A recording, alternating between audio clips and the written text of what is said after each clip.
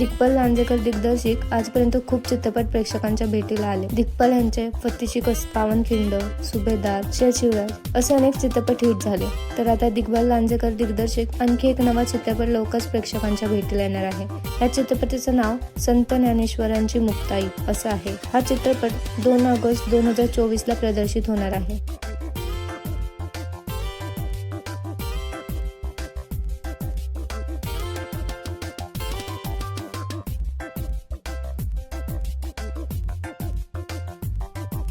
या चित्रपटामध्ये समीर धर्माधिकारी, मृणाल कुलकर्णी, अजय पुरकर, मनोज जोशी, योगेश सोमय, स्मिता शेवाळे, सचिन देशपांडे, अभिजित स्वच्छंद, नुपूर दत्तनकर, आदिनाथ कोठारे, अश्विनी महागडे असे अनेक कलाकार ह्या चित्रपटामध्ये झळकणार आहेत.